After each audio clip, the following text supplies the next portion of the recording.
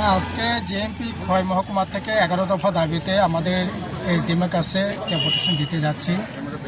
আসলে এই BJP IPF Tripura সরকার আসার পর আমরা দেখছি আমাদের রাজ্যে গরিব অংশের মানুষ, সাধারণ অংশের মানুষ সবচেয়ে বেশি ক্ষতবিক্ষত আক্রান্ত। আজকে রেগার কোনো কাজ হচ্ছে না, যে কাজগুলো হচ্ছে তারাও ঠিকমতো পেমেন্ট পাচ্ছে না এবং দুর্নীতি, সীমাহীন দুর্নীতি চলছে। রেগাতে যে সমস্ত বেনিফিশিয়ারি স্কিমগুলো ত্রিপুরা মনোনীত চেয়ারম্যান থেকে আরম্ভ করে মণ্ডল সভাপতি, বোর্ড সভাপতি, ওরাই সব কিছু লুট করে নিয়ে যাচ্ছে। সাধারণ মানুষ আজকে হাহাকার জীবনযাপন।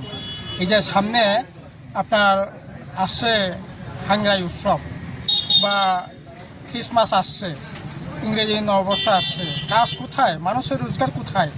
চাকরি নাই, বাকরি নাই, এই ভয়ঙ্কর অবস্থা চলছে।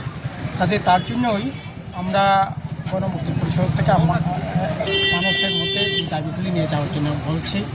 এছাড়া আজকে যারা ত্রিপুরার কথা বলছে, একতার কথা বলছে, থানসার কথা বলছে, তারা সবচেয়ে বেশি আজকে এগুলি নিয়ে শুধু রাজনীতিই করছে। নিজেদের মধ্যে মারামারি, খুনাখুনি, ধরাধরি। আজকে বিজেপি আইপিএফ ত্রিপুরা মথার মধ্যে কী চলছে কি? আমাদের ত্রিপুরার যে রাজনীতি সংস্কৃতিতে এরকমটা ছিল না তো। এখানে কংগ্রেস ছিল, বিভিন্ন বিরোধী দল ছিল একটা সময়, এরকম সংস্কৃতি কোনোদিনই ছিল না।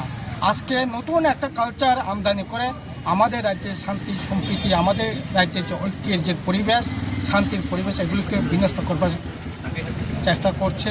কাজে এটা আমাদের রাজ্যের রাজনীতি সংস্কৃতি নয়।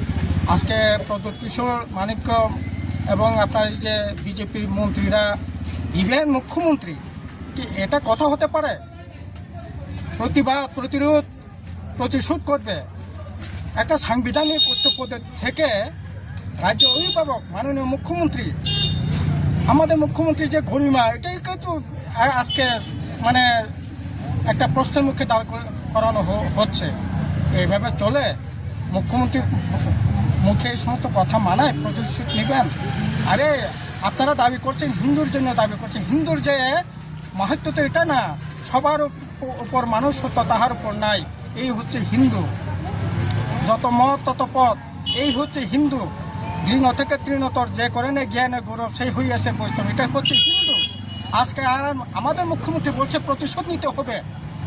এই ধরনের রাজনীতি আমদানি করে এই রাজ্যে একটা আমরা মিলেমিশে আসি, যার যার মত প্রকাশ করবে, আন্দোলন করবে, লড়াই করবে, কিন্তু না, প্রতিশোধের রাজনীতি হবে। এই তো চলছে, এইভাবে চলতে পারে না। তার জন্যই আমাদের লড়াই জোরদার হবে, লড়াই আমরা করব। এবং আজকে সবচেয়ে ভয়ঙ্কর অবস্থা হচ্ছে চালু করে